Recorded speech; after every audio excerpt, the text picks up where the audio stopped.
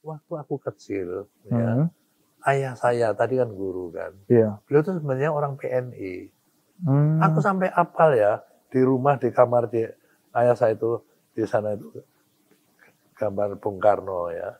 Terus di sana gambar keluarganya. Oh, Termasuk Mbak Mega yang masih, kecil. ya masih kecil banget lah, Iya. kan masih pakai apa, rok yang pendek. Itu benar.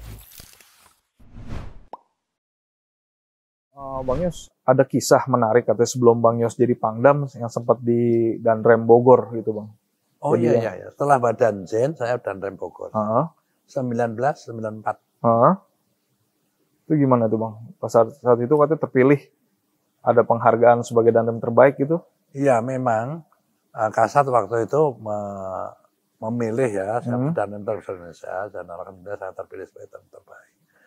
Dan jalan itulah mungkin yang menuju saya kemudian jadi Kasdam diusulkan. Oh. Tetapi waktu Danrem itu memang, itulah saya pertama kali kenal dengan namanya Ibu Megawati. Nah, gimana kisahnya itu? Satu saat saya diundang ya, beliau ada di villa lah gitu.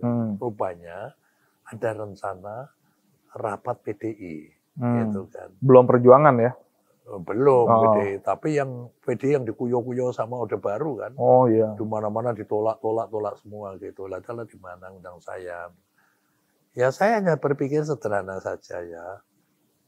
Merapat apa salahnya kan begitu kan. Kecuali melanggar ketentuan yang lain. Enggak ada partai politik mau melakukan pertemuan dilarang gitu. Iya. Tapi ada cerita begini ya, supaya kamu tahu ya. Waktu aku kecil ya, ayah saya tadi kan guru kan. Iya. Beliau tuh sebenarnya orang PNI. Aku sampai apal ya, di rumah, di kamar ayah saya itu, di sana itu gambar Bung Karno ya. Terus di sana gambar keluarganya. Oh. Termasuk Mbak Mega yang masih kecil. Ya masih kecil banget lah, Iya. kan masih pakai apa, rok yang pendek. Itu benar. Bagaimana aku terus jadi kolonel, ya, terus di sini gambar PNI gitu kan. Bagaimana tanah terpikir aku kenal dengan keluarganya Bung Karno. Oh iya, gitu. iya. Karena Bung Karno ini menjadi idola banget sama ayah saya mulu. Sampai baterainya itu sampai nggak bisa bunyi lagi, kehabisan baterai untuk dengerin pidato beliau. Nah, gitu. Nggak pernah ngimpi aku kenal dengan keluarganya Bung Karno, Mbak Mega ini. Iya. Nah saya pikir ini juga saya kira amanah ayah almarhum saya kan. Almarhum ayah saya, makanya saya, udah Mbak, lakukan saja, aku yang jaga di luar. Dan ternyata juga nggak terjadi apa-apa. Itulah pertemuan saya dengan beliau. Dan awal perkenalan itu. Ya, dan selanjutnya juga saya kenal lebih. Bahkan beliau itu suka menempatkan diri kayak adik gitu. Makanya saya kan Mas Yos gitu kan. Tapi pimpinan saat itu kan ordenya masih Orde Baru, itu Bang Yos nggak ada ditegur apa? Nggak melapor gitu? Lah kalau aku melapor pasti jawabnya nggak boleh lah gitu kan, nggak usah kan gitu kan. Ya, tapi setelah itu nggak ada. Nggak ada. Mungkin nggak ngerti apa mungkin cuek sama aku nggak. Tapi yang jelas itu udah terlaksana lah gitu. Tapi setelah itu jadi ada perkenalan, hubungannya baik gitu ya. Dan saya waktu itu ya, karena waktu kecil kan tiap hari ngelihat gambar keluarga Bung Karno itu kan. Sekarang ketemu salah satu anaknya, kayak apa bangganya? Kayak apa kalau almarhum orang tua saya tahu saya ketemu sekarang sama anaknya Bung Karno, gitu kayak apa ya, sangat Yang kedua juga apa sih salahnya kan gitu. Sederhana itu Bang Yos dulu mikirnya ya. Nah, terus kalau pas di apa namanya Bang? Ya itu konsekuensi. Udah risiko lah kalau saya dipanggil, saya akan jelaskan kalau diterima saya menjadikan apa ya, terserah. Sudah terima risikonya. Tapi kemudian saya itu bisa menyelesaikan masalah yang sangat rumit namanya Rancamaya. Ya kan. Udah 3 dan 4 saya. Dan yang ketiga nggak selesai, dan yang keempat saya 40 hari saya selesaikan. Kasus apa itu Pak? Rancamaya. Rancamaya itu udah masuk di dunia HAM internasional sana. Seakan-akan ini lahan pertanian rakyat dibuldoser sama pengusaha Chinese, diboncengin sama tentara, kira-kira kayak gitu. Iya, dan itu sudah jadi image nasional. Tidak mudah.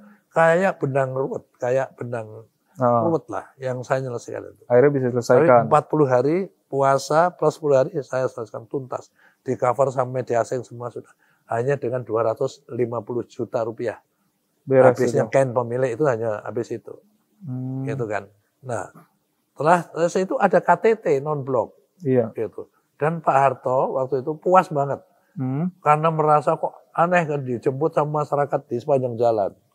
Gitu, yang dilalui. Nanti kalau Perdana Menteri Jepang datang, bendera Jepang disambut gitu, lah ada gitu. anak-anak, ada ibu-ibu, ada Iya. bapak-bapak gitu kan. Nanti pas Pak Harto lewat kan, wah gini. Iya. Pak Harto sampai ngutus sama Pak Murdiono, kamu telepon dan rem itu terima kasih, nggak pernah kita disambut sama masyarakat gini di Bogor. Oh, senang kamu itu. tahu nggak siapa itu? Itu tentara saya semua itu. Yang dari Kodim Cianjur, Kodim Bogor Kota, Kodim Kabupaten, Depok, Sukabumi. Udah kamu piknik. Terus? Kamu tak kasih bendera-bendera gitu kan. Pokoknya siang kasih makan, nanti setelah itu kamu piknik ke Kebun Raya Bogor, nanti tamu mau kamu gini-gini lagi, selesai pulang. Oh itu gitu. Bang Yos bagaimana aku mau ngambil resiko? Kendaraannya nggak mau, minta Pak Bupati kendaraannya. Semua pakai preman semua kan bikinnya. Bayangkan kalau rakyat biasa atau aku sembarangan melempar granat di sana, modar aku kan. Iya, betul. Kuat tentara wanita tak kumpulin semua dari darat, laut, udara, polisi semua. Kamu pakan preman, kamu membawa obeng atau apa saja gunting itu, kalau lihat mencurigakan langsung kamu tusuk aja udah. Kan gitu. Iya. Nggak nyaman. Jadi saya selalu memang orang yang suka ngambil risiko. Oh iya, iya. Tetapi risiko yang diperhitungkan. Iya, gitu. Termasuk yang kayak tadi ada izin buat acara Bu Mega itu ya Pak ya? Iya, iya. Nah itu kan keberhasilan pas Danrem, terus akhirnya kan Bapak Pangdam akhirnya jadi gubernur, itu yang terbawa akhirnya Pak ya, menyelesaikan masalah di luar ketentaraan itu ya, pas di gubernur DKI. Untungnya saya begini ya, saya selama hidup di tentara TNI itu kan saya 30 tahun. Iya. 25 tahun itu di pasukan elit. Iya, Kopassus ya. Kopassus, ya pertama tuh dipindah ke Kostrad pakai hijau. Ya. Tarik lagi Kopassus, merah lagi. Tarik lagi jadi asopnya Pak Wismoyo, hijau lagi. Iya. Tarik lagi jadi Wadanjen, merah gitu ya. Kali aku pakai merah, 2 kali hijau. Dengan perincian kira-kira di Kopassus 23 tahun, di Kostrad 2 tahun. Iya. Gitu ya. Nah, inilah saya selama di Kopassus 23 tahun itu, saya di pasukan namanya Sandi juga. Iya. Pasukan yang memang tugas-tugas intelijen. Kenapa aku di situ? Karena di dalam rekam jejak saat ini, saya kursus intelijen tempur, intelijen strategis itu sudah nggak ada lagi yang di atasnya. Sama 5 kali tugas operasi juga, semua tugas intelijen. Di Kalbar saya Danton Combat Intel. Di tim-tim dikirim Pak Beni tadi tugas intel. Terus di operasi Flamboyan juga, ini kan tugas intel juga kan gitu kan. Terus yang keempat jadi staf intelijen di Kodahan GAM. Yang kelima GAM juga intelijen, gitu loh. Jadi itu memang sudah, karena itu saya waktu jadi gubernur itu untuk menyesuaikan itu nggak begitu sulit. Butuh adaptasinya gitu Pak. Itu persoalan yang adaptasi yang paling lama aku lalat cengengesan. Saya sering dikoreksi lewat telepon kan, karena TV kakak saya yang pada saat saya jadi gubernur itu dia adalah ketua DPRD Jawa Tengah. Iya. Kamu masih sangar kamu. Gitu. Ya, itu pembawaannya masih belum luas sebagai. Di tentara kan nggak ada cengengesan orang, apalagi di pasukan kayak gitu kan. Harus tegas serius gitu Pak. Tempelin kamu cengengesan gitu kan. Ternyata pas gubernur nggak bisa pola seperti itu dipraktikkan. Nah ini yang ngomong saya halus, saya demokratis banget, tetapi cengengesannya ini lama saya. Perlu waktu. Kira-kira 1 tahun lah aku baru pinter. Baru bisa. Gitu. Baru bisa ketemu terus sambil senyum gitu ya Pak. Nah itu kan yang paling dikenal salah satunya busway itu Pak. Ya kan sampai hari ini masih bermanfaat buat warga lah gitu. Enggak, saya akan menyelesaikan masalah itu, saya selalu gunakan namanya kata-kata mutiaranya Sun Tzu. Apa tuh Pak? Di dalam tentara itu ya Sun Tzu bilang, kenali dirimu, kenali musuhmu. 1000 kali perang, 1000 kali menang. Kayak gitu. Bener, kita mau menyerang sasaran, kenali. Diri saya panglima dengan pasukan saya. Musuhnya kualifikasinya apa? Senjata-senjata apa aja yang tidak miliki. Latihan seperti apa yang mereka prajurit-prajurit. Itu saya kenali. Lalu dengan cara apa saya akan menyerang dia?